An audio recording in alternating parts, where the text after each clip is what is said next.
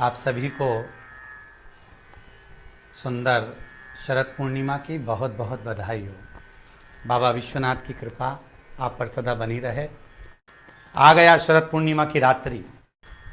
बड़े से बड़ी बीमारियां, बड़े से बड़े रोग, बड़े से बड़े बड़े कष्ट इस शरद पूर्णिमा की रात्रि को छूट जाते हैं। दमे की बीमारी, श्वास की बीमारी, अनिद्रा की बीमारी, रात्रि को जगना, ये सारी बीमारियां शरद पूर्णिमा की रात्रि को अगर व्यक्ति अपने जीवन को सुखमय बनाए, अपने जीवन को आनंदमय बनाए तो सब छूट सकता है।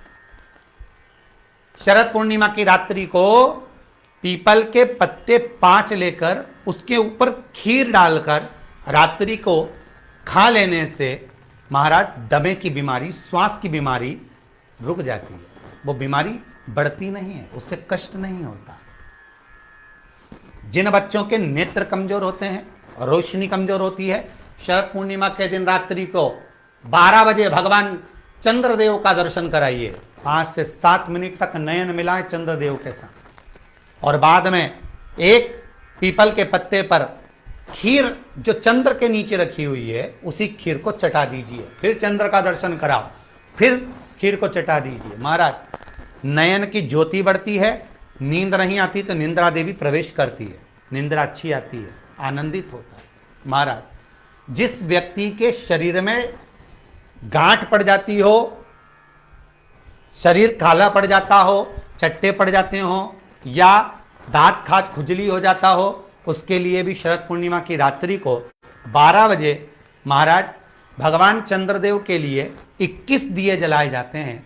उस 21 दिए की कालोच एक थाली में इकट्ठी करी जाती है।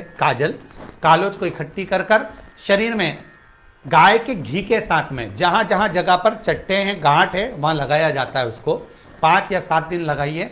उसके बाद में रोज प्रतिदिन लगाने के आधे घंटे बाद स्नान कर लीजिए, आराम लगना प्रारंभ हो जाता है। महाराज आज शरद पूर्णिमा की रात्रि से लेकर कार्तिक पूर्णिमा की रात्रि के बीच में जो दामोदर भगवान का, कृष्ण का, शिव का मंगल आनंद करेगा, अभिषेक करेगा, पूजन करेगा, स्मरण करेगा, उसके सारे दुख दरिद्र दूर हो जाएंगे।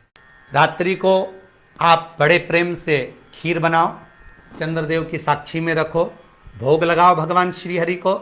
बन सके अगर लक्ष्मी की कमी है, लक्ष्मी नहीं आ रही है, व्यापार नहीं चल रहा है, तकलीफ बहुत ज़्यादा है, घर में कष्ट है, कर्जा ज़्यादा है, तो एक तांबे के कलश के ऊपर, तांबे के कलश में पानी भरना, कटोरी रखना, उस पर लक्ष्मी जी की मूर्ति रखना।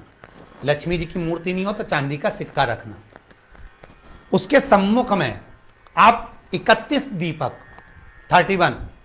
दीपक घी के लंबी बाती के जला देना। महाराज एक एक कमल गट्टा उस 31 दिए के अंदर डाल देना और लक्ष्मी जी का पूजन करना, लक्ष्मी जी का स्मरण करना, खीर का भोग लगाना, पान के पत्ते पर खीर रखना, 5 पत्ते पर खीर का भोग लगाना और माता लक्ष्मी से विनती करना। सुबेरे 4 बजे तक वो रखे रहने देना, सुबह 4 बजे वो उठाना, लक्ष्मी को वापिस तिजोरी में या सिक्का हो तो उसको अलमारी में रख देना। जो खीर बनी है वो प्रसाद के रूप में सुबह 8 बजे, 10 बजे, 9 बजे जब खाना हो प्रेम से खाना। माता जो दिए लगाए हैं वो ठंडे हो गए होंगे, उनको रखे रहने देना, बाद में काम आते रहेंगे, या दिए विसर्जन करना हो तो आपकी मर्जी है। पर वो मट्टी के दिए लगेंगे, आटे के दिए नहीं लगेंगे, मट्टी के दीप लगाना है आपको। 31 घी के दिए लगाना है। लक्ष्मी जी का पूजन करो, कंकु, चावल, हल्दी, मोली से, सब तरह से। शरद पूर्णिमा की रात्रि को सुख मिलेगा, आनंद मिलेगा, लक्ष्मी की वृद्धि होगी, कार्य सिद्धि होगी। दूसरा क्रम, अगर कार्तिक पूर्णिमा हो, शरद पूर्णिमा हो, ये दोनों पूर्णिमा पर, शरद पूर्णिमा के दिन आप शाम को प्रदोष काल के समय 4:30 बजे से 6 बजे के बीच में 1 लोटा पानी, उसमें 5 बेलपत्र रखकर, 1 कमलगट्टा डालकर भगवान चंद्रेश्वर महादेव के नाम से भगवान शंकर को चढ़ा दीजिए। आपकी जो कामना हो वो कामना कर कर चढ़ाएं, विनती करें चंद्रेश्वर महादेव को और निवेदन करें कि हमारा ये कार्य सफल हो।